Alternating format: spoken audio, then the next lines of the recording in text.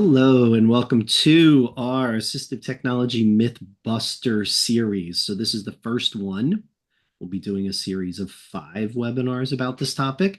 We're going to break up the myths and facts document from the U.S. Department of Education. We'll talk about that in a second. This is our first one. So, this a little out of order. It felt like a good starting one to do this one now. So, we're doing the common myths and facts about AT devices and services. I feel like that's a good foundation thing.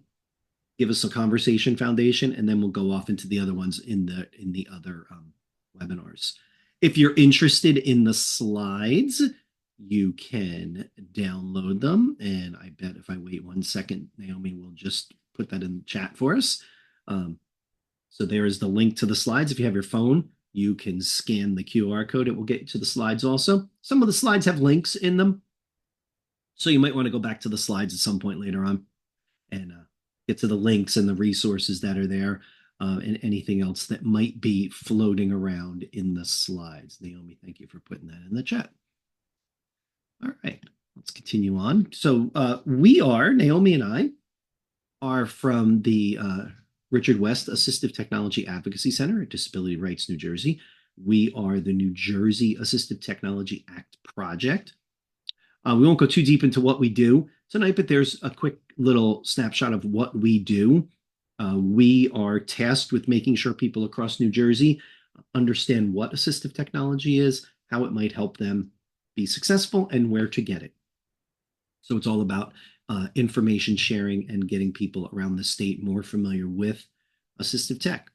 You'll see our little logo throughout the slides with our website address, and I would say go to our website and check it out. What we do, a lot of the things we'll talk about tonight link back to our website. Our website is at4nj.org. As the series goes on, we'll have more speakers with us. So we'll have different people come in. You'll see this is a joint activity between ourselves at ATAC, the New Jersey CEC, and also CITES. And so as we go forward, we're expecting to have speakers from those organizations join us too. It just didn't work out for tonight's webinar. So tonight you get me and Naomi here.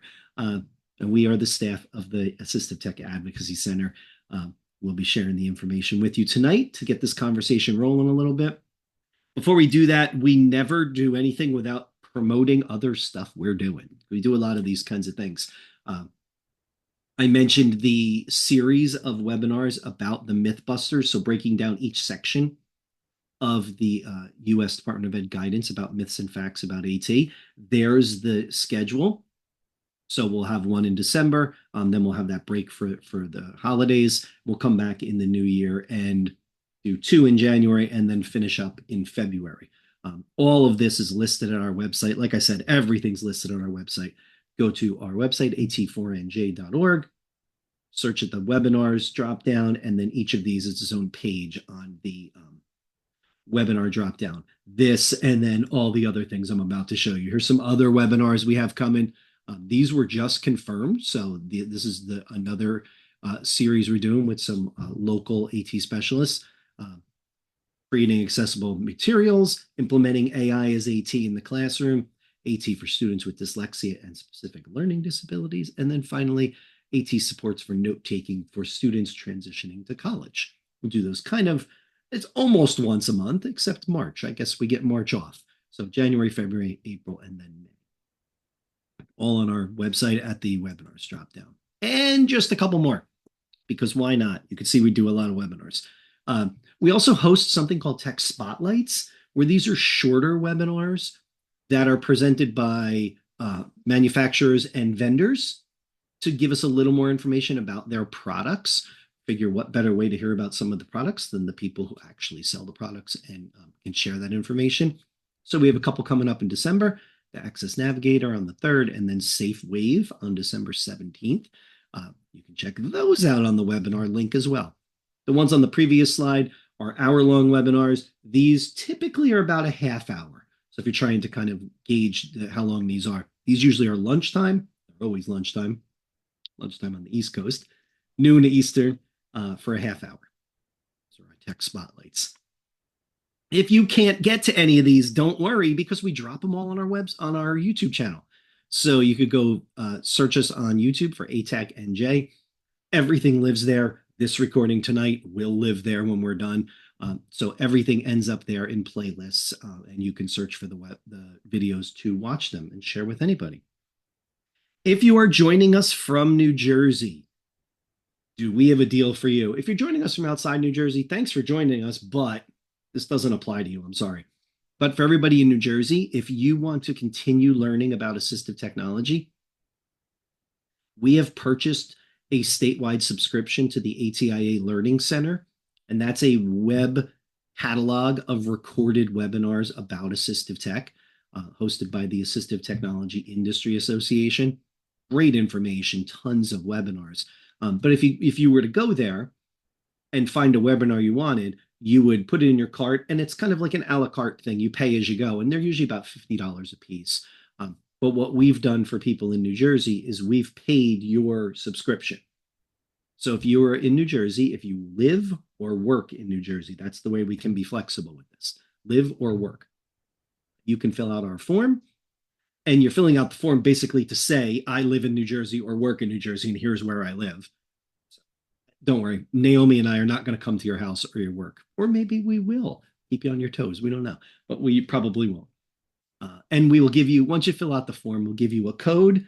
The code will allow you to drop any webinar into your cart on the Learning Center and then add this code, and your cost will go down to zero. So you'll be able to watch as many as you would like. And because of how much this cost us, I say watch them until your eyes can't stay open anymore. Watch as many as you can and share this with everyone.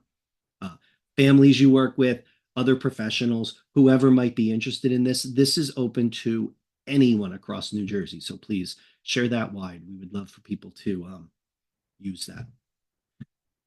So as we go forward, we think of this as more of a conversation, these webinars, this series. We're going to drop up some ideas. We'll talk about the myths and the facts, and we'll kind of, if you have things to share about that or experiences or questions, this is your open invitation. Turn your camera on, turn your mic on, use the chat. However you want to join the conversation, we would welcome it. We would love that. Like I said, we're scheduled for 45 minutes. We'll see how we go as the time moves past, but just to give you a sense of what our thought process is. So setting the stage a little bit. Did you know, I'm going to guess you did because you showed up, the U.S. Department of Ed in January of this year put out a document. There's like a legit printed version of it sitting on my desk right now. I have it. It came out of my backpack and it's all trashed now. I'm so upset. But it is a document that breaks down 28 myths and facts about assistive technology.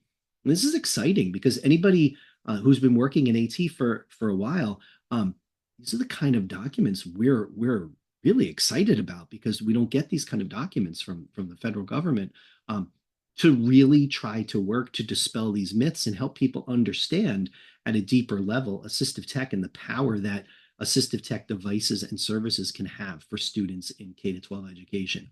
So these are very exciting. And like I said, we're going to break them down. If you have not seen this full document and you have the link to the slides, the PDF is linked behind the picture on the slide, and you'll be able to download the PDF and print it out or save it onto your computer, whatever you want to do. Here's the 5 areas. And you see, this is how they're put in order in the document. We are going to go, like I said, a little bit out of order tonight. We're going to start with the second grouping of these, which is the common myths and facts about AT devices and services, and then we'll follow the rest of the order from the document after that. It just felt like this was a really good starter piece. Like this in my mind felt like maybe part 1 to go through this. So as we go through, we'll set this up in a way. We'll have the myth, then the fact behind it, and then we can show some examples. Not every myth and fact has an example on a slide, but we can certainly talk about every one. There's, I think it's 5 or 6 in this section that we can go through. And again, if you want to join the conversation, you are welcome to. Please feel free. So because we're in section 2 of this, the numbers are a little out of whack for us right now, but that's okay. Myth number 9. AT always involves an electronic device and is always high tech. That seems false, and it is. AT devices live on a continuum.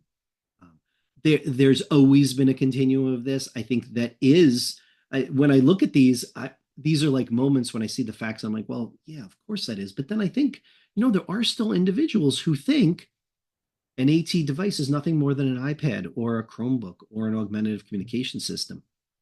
And we have this range of items we could talk about.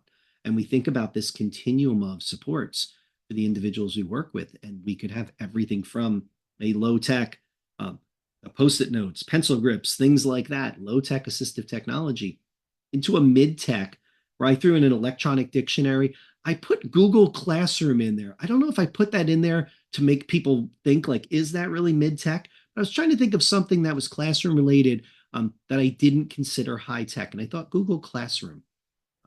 The teacher manages it, the students are interacting it.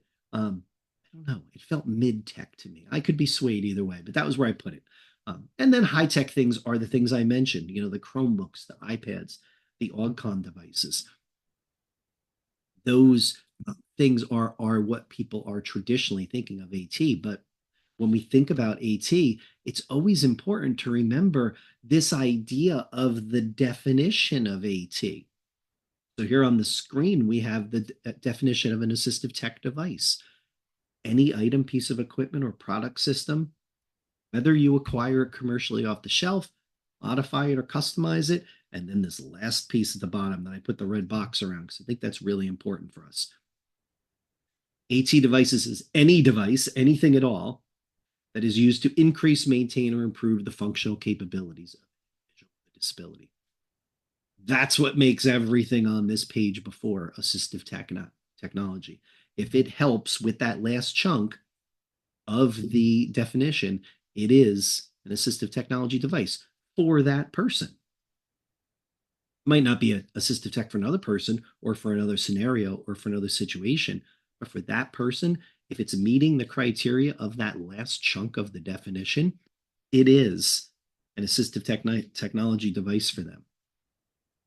So I'll open it up to the group. Here's our chance. Let's chat a little bit. What have you used it as assistive tech? What assistive tech have you had experience with? What examples would you give from students you've worked with or from other professionals you've worked with for assistive tech? You have any examples?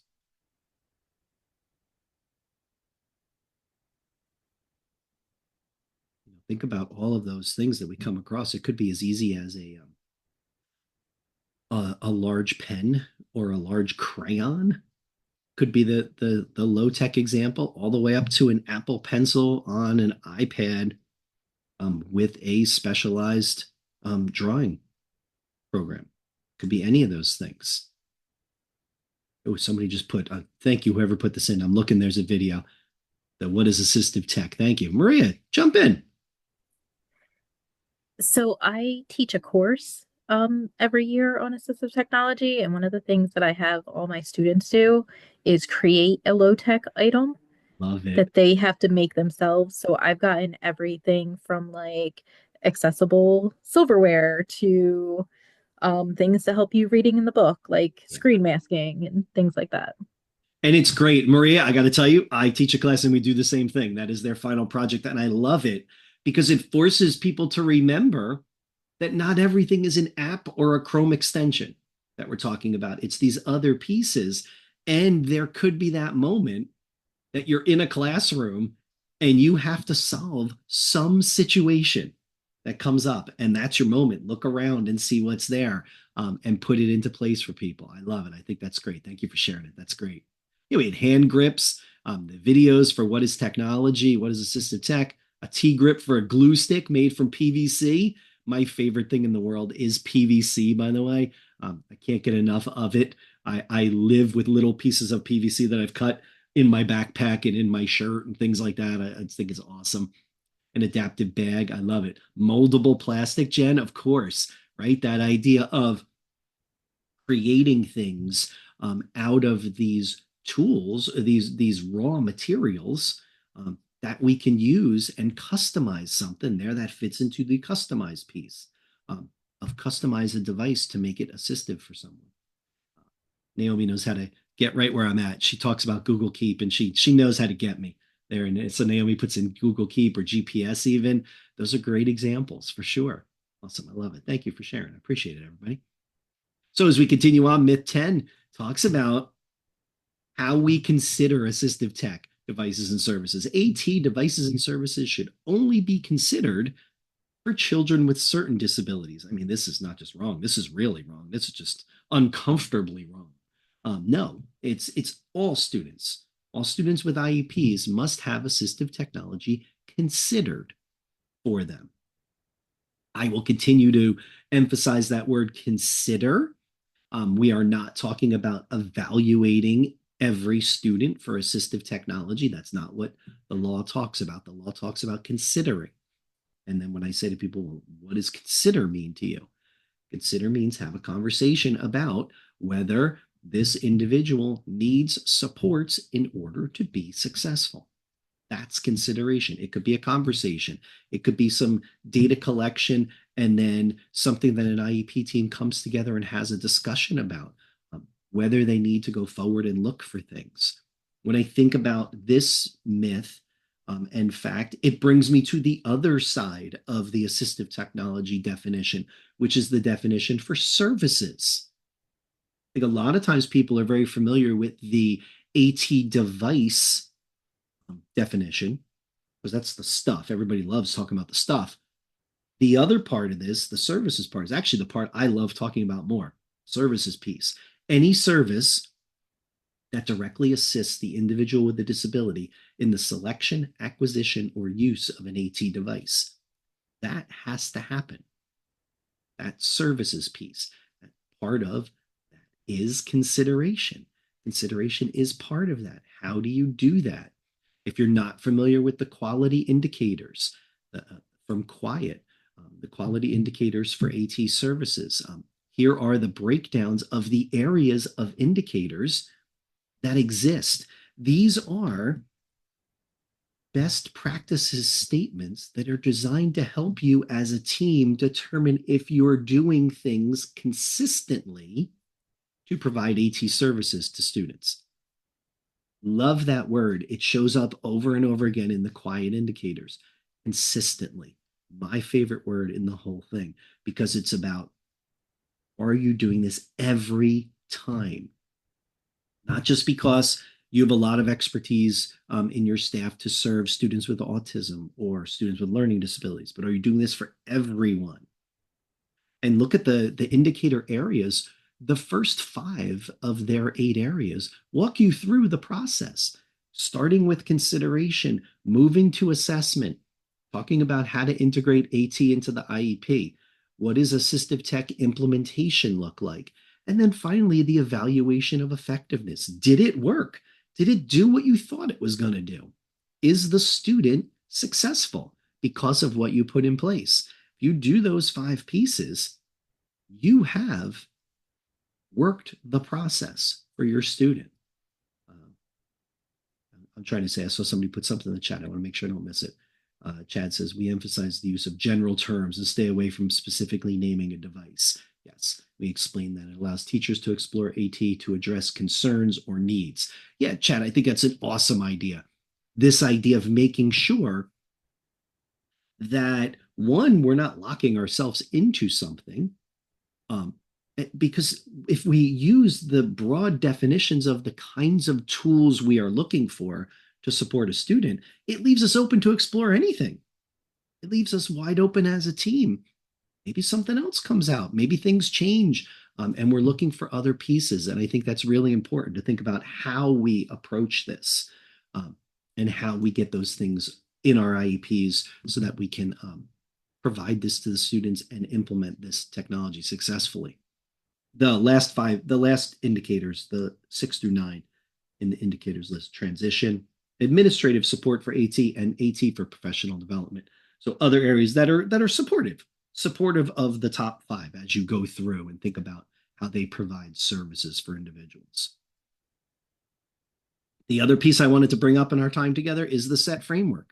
If you're not using the SET framework, this is an opportunity to have a tool that you can put in place with your team to help document your consideration, the conversations you're having, the approach you're taking to solving some of the issues that your student is having can be done through the SET framework form. And so this was developed by Joy Zabala, um, the SET framework, SETT, student, environment, tasks, and tools. Student, skills and abilities, likes, dislikes, things they've used in the past, those kinds of things. Environments, where are they going to be using the technology? What's unique about that environment that could be supportive of this solution? The tasks they need to accomplish. The tasks drive the solution. You need a tool to perform the tasks. So you need to talk about what are the tasks. And then finally, the tools is the last thing that you would look at. If you've never seen the SET form, it is loaded underneath the header here of the SET framework slide here. It will take you to the PDF form. That is a 2-page form that helps kind of document your conversation about this assistive tech and what might be appropriate for your student. And I think it's really important to remind people when we're thinking about implementation and being successful at this whole assistive technology thing and getting the students what they need in order to be successful, it's not a one or the other of these. It's actually a both. The SET is very student focused to help with that individual student and help us meet their needs, identify their goals and meet their needs.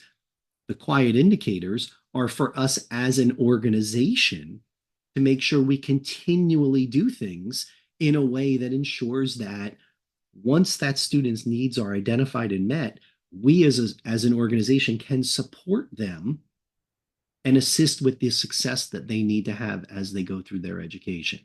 So those two things working together there. As we continue on of talking about our myths, myth 11, AT devices are only needed for the academic classroom and only for use at school. I don't even think I put an example here to describe this. No, because I see Deanna shaking her head there. Thank you, Deanna. I see you on the camera just shaking your head, right? That's some of these are like at times, right? You're like, no, no, no, no. This is part of the SET framework we just talked about is what are the environments this individual is going to be in? It's not just school. These are supports for them to be successful both in and out of school. If they need this support in order to continue to be successful, it has to happen in the environments they are in. Those are the conversations we need to have. Figure out what that looks like. And does it mean taking something home? You know, one of the great things that's happened, you know, I think about it, kind of our advances in technology and where we're at now, which are always so exciting to talk about.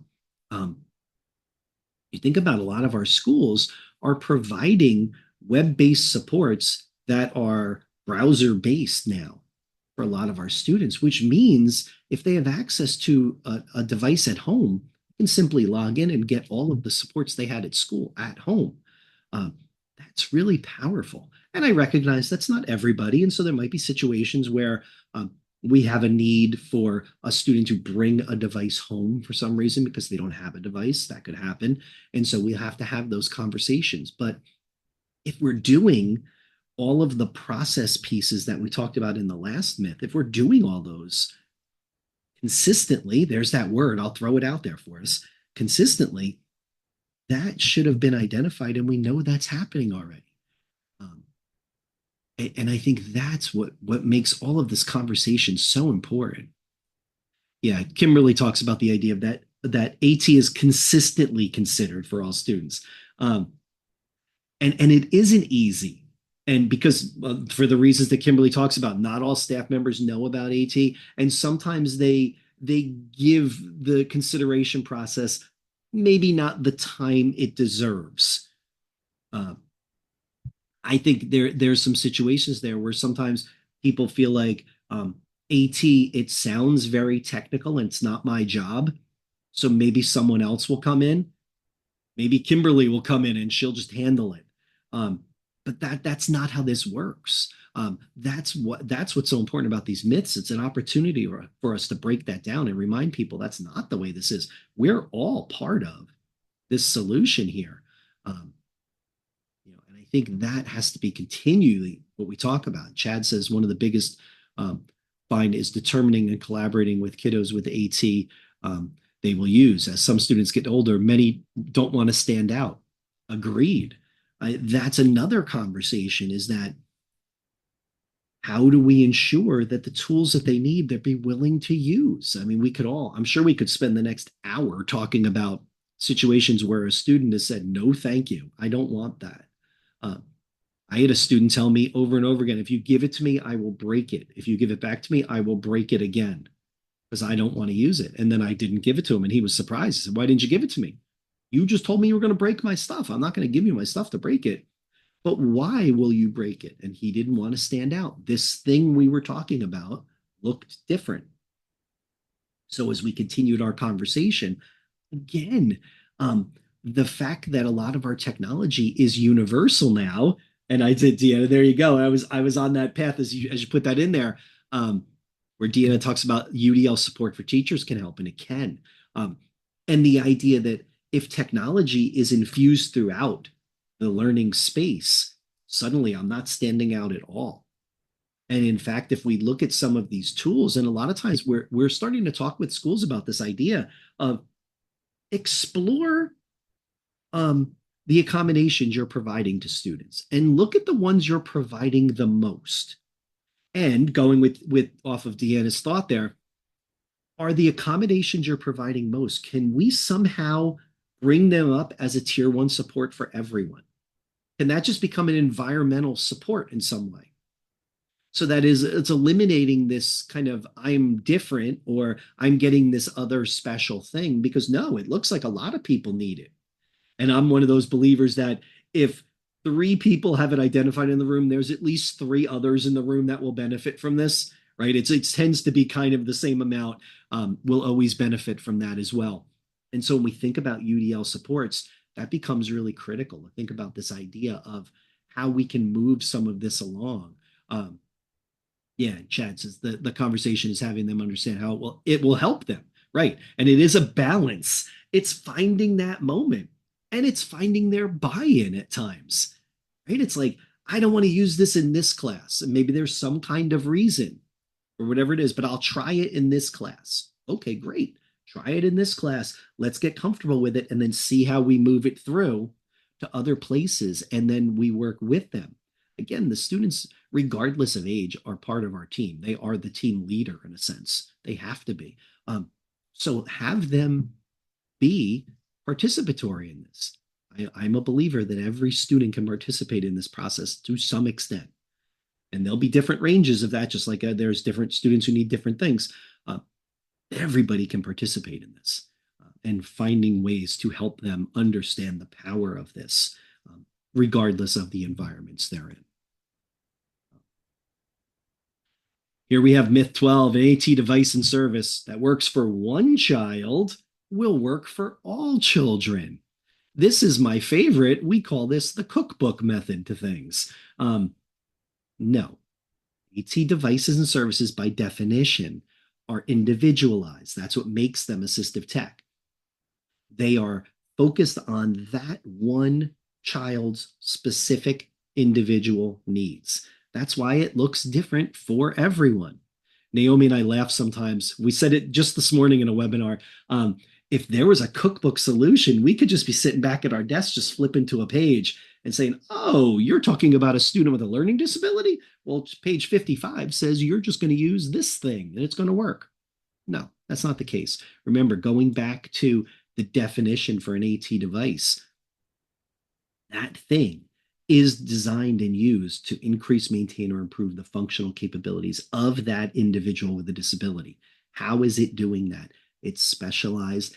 It is specific for them. Here's some examples I pulled out real fast.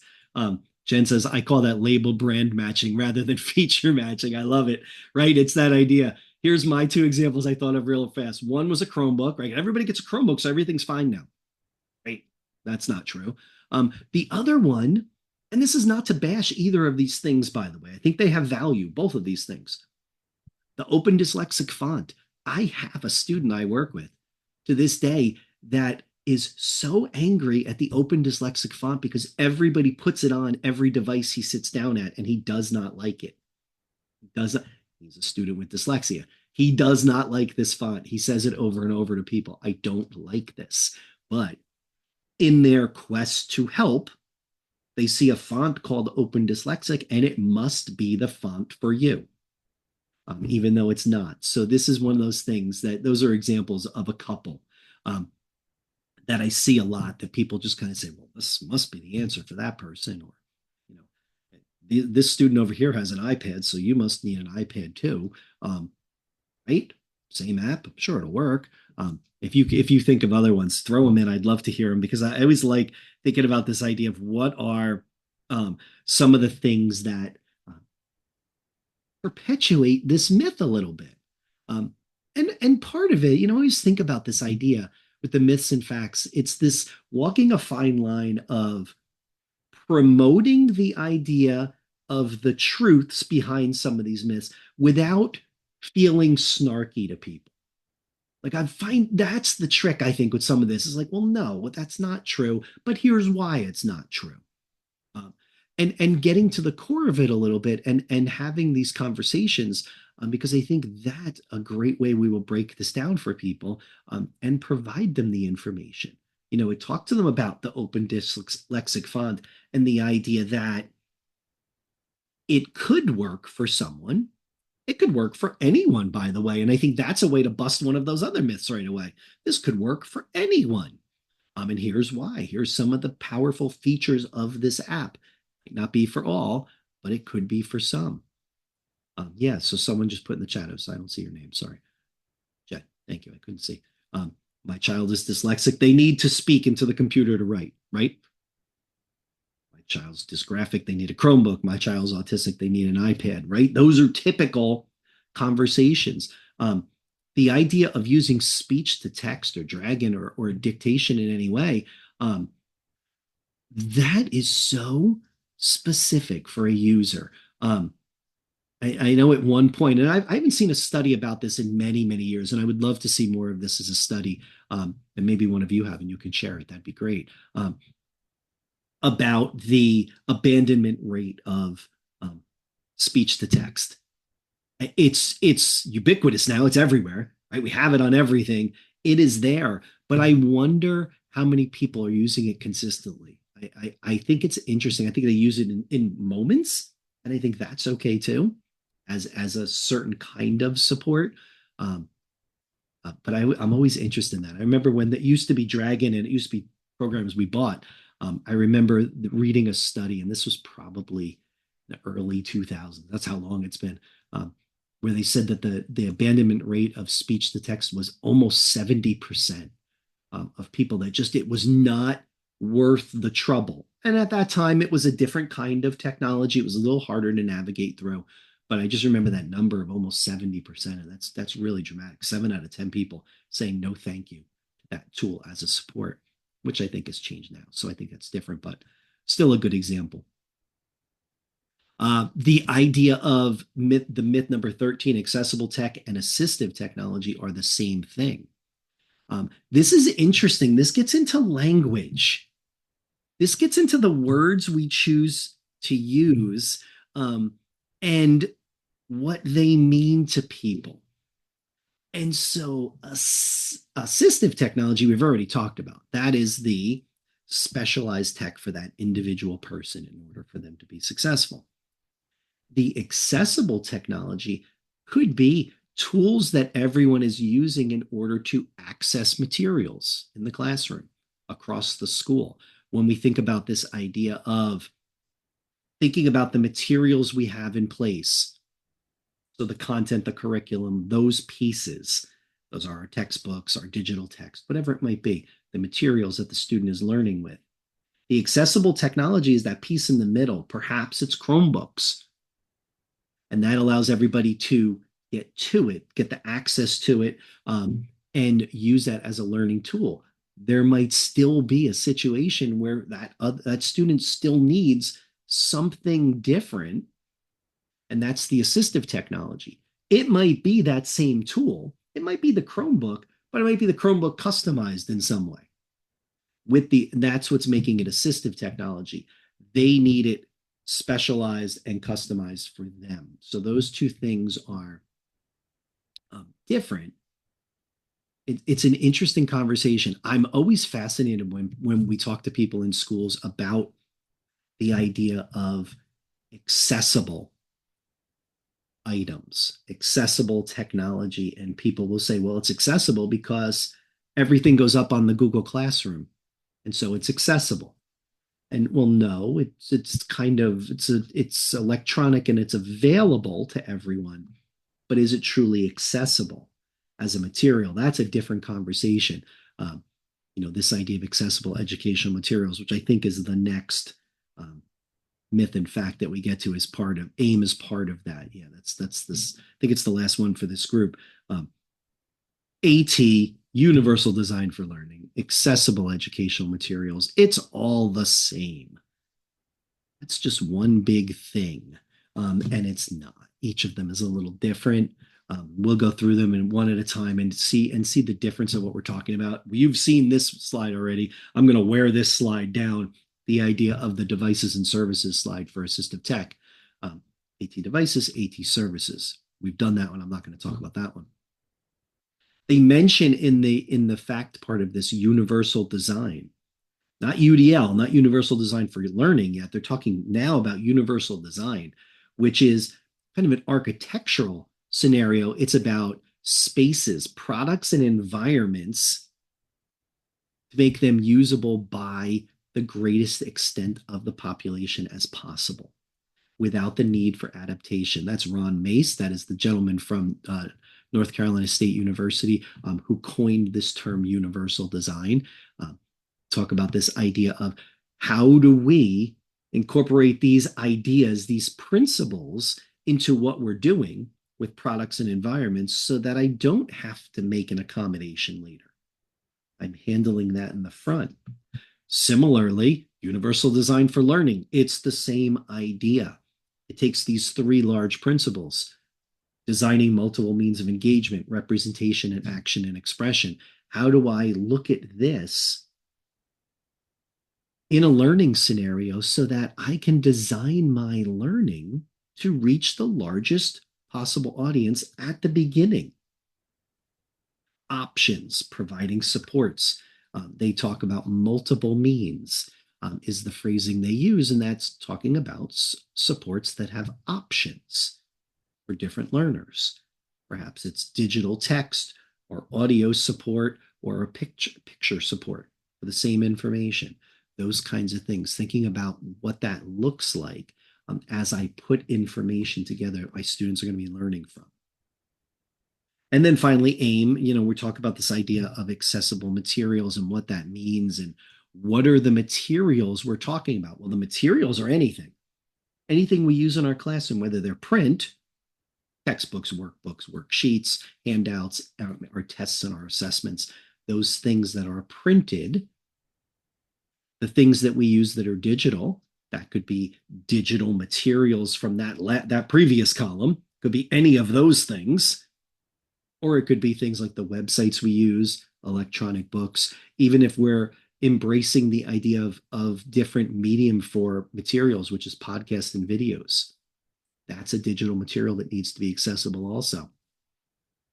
When we think about these materials, we're also reminded that this is including the things that our school purchases: textbooks, workbooks, curricular access to curricular websites, those kinds of things, the things we purchase, and also the things that the educators in our school are creating, which in a lot of cases is more of the materials. People are making more of it than they're actually using purchased materials. And so how do we make sure that we are looking at the materials that are being created? And then finally, OERs at the bottom there, open educational resources, things that I can get for free on the web that I can use and customize and modify for my students as I go. If you're looking for more on this, I should have put a link in the slide. Sorry, for the National AIM Center, aim.cast.org, aem.cast.org. They have great information about the accessibility of your materials, how to design accessible materials.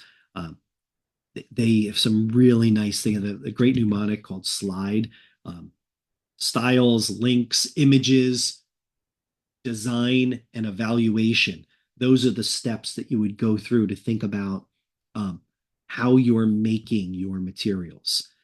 And it's a really good chunk of information on their website. So check out the aim.cas.org website, search for slide, and you also want to look for POUR, perceivable, operable, understandable, and robust, for qualities that we look for in the materials that we're putting together. They have great videos on that, some great information that you can use, and you can start thinking about how you as educators pull together materials that are working for everyone, are accessible on the technology you're using and for the learners that you have around you. At one point, I didn't think 45 minutes was going to work for this, and yet here we are at 41 minutes. And I appreciate all of your thoughts and your comments in the chat. Um, Naomi's it was dropping in things in the chat. Thanks, Naomi. I just saw it right now. The information from the AIM Center, you could check that out. If anybody has other thoughts about that chunk of the myths and facts, I'd love to hear it from you right now if you have anything you'd like to share. One thing I will put out to you each time we do one of these, I want to leave you with kind of a call to action and a thought of how you might go forward with this. And I'll do that through a little bit of a challenge. How do you, maybe not tomorrow because we're recording this the day before the end of school before Thanksgiving break. So maybe not tomorrow, but maybe when you come back to school next week, how do you share this with other people? Not the webinar itself, but some of the myths and facts. How do you get this into other people's hands so they can start thinking about that? That will be your challenge as you go forward, your action. Jen asks in the chat, how are the April rulings about digital accessibility impacting AIM considerations? So you're talking about Title II for ADA, that's going to be huge for schools to have to figure this out. It's forcing schools to think about stuff that maybe they weren't totally thinking about, and that is the accessibility of the materials they use and the mechanisms they're using to post these materials for students to access them. And I think that's really interesting. Jen, are you hearing people talking about that? I am not yet, which is disturbing to me. Yes. Okay. Well, because if you had said you were, I was like, that's great. I love it. Because I actually don't hear anyone talking about that yet. The only people I hear talking about it are in groups like this, where it's kind of it's people that are already thinking ahead to that. I had someone say to me just the other day, I'm not going to worry about that because that's not until 2026. That's so soon. Oh, I said that. Yeah, exactly. That's the right answer, by the way. Yes, that's so soon. And yeah, before you know it, that's going to creep up on you. And I think I agree with what you put in the chat there, that the market for this will then force people into considering AIM and accessibility from the beginning. So ultimately, this will be a very good thing. I'm curious how people are going to handle it. I was going to use one of those words that I sometimes use, but those feel forceful. I wonder how they're going to attack this. And I don't know that people are attacking it yet. I think they're just waiting it out. I'm hopeful that it will get curriculum and instruction and special education actually talking. Yeah, I hope so too. This is an excellent opportunity to find a common ground for groups that sometimes struggle to find a common ground, that are sometimes at odds. This gives them a moment like, hey, this is impacting all of us. And if we all put our thoughts together in this, maybe we'll come through this a little unscathed. We can kind of have a plan. I think that's interesting. I think in New Jersey for us, I'm excited because we were recently announced as one of the states that's going to be working extensively with CITES for the next handful of years to talk about kind of that busting silos in schools and getting people to think about things like this. And this comes at a very nice time because this, Jen, is the conversation that people are going to be having. And so I think we're going to have an opportunity to be on the front foot with the teams we're working with about talking about this and then identify ways that we can then share with other schools throughout our state of how to do this, how to start this conversation and think about it. Because that's going to be our next big thing that comes up. And like you said, 2026 is literally right around the corner. So it will come up on us before you know it. If you are looking for more in between this and maybe joining us for the other webinars about this topic, I wanted to point you towards this resource. It's from the ATIA Learning Center. It was a webinar that happened a few weeks back about these myths and facts document. And it was a panel discussion. I was fortunate enough to be on it, which was exciting because there were some great speakers on there talking about how different states are using the federal guidelines to promote a deeper understanding about AT. And if you go to the ATIA Learning Center website, this webinar is free on there. So you don't have to pay for this at all. Now, if you're in New Jersey, by the way, you don't have to pay for any of them. But for everybody else, you don't have to pay for this one either. It's free. So if you have the slides, the link is underneath the picture there. It'll take you right to the Learning Center. You can click it and start watching it. But I wanted to make sure people knew that was out there because it's about this same topic. It's good information for sure. Our next webinar is on December 10th. So we will talk about deploying assistive technology devices and services. So hit that topic next. And as you can see, we're kind of taking them a little out of order. We're trying to move through them in a way that made sense. So we'll hit that one next. We really appreciate your time today. Thanks so much for joining the conversation and being part of the discussion. It was wonderful. I hope this was helpful for you. I hope this gave you something to think about with these, and more importantly, ways you could then go forward and think about sharing this with people you work with. So we appreciate you. We appreciate you being here. Thank you very much. Loved it. Happy Thanksgiving to everybody. And we will see you in a couple of weeks for part 2. Great. Thanks so much. Have a great night, everybody. Thank you, everybody. Take care.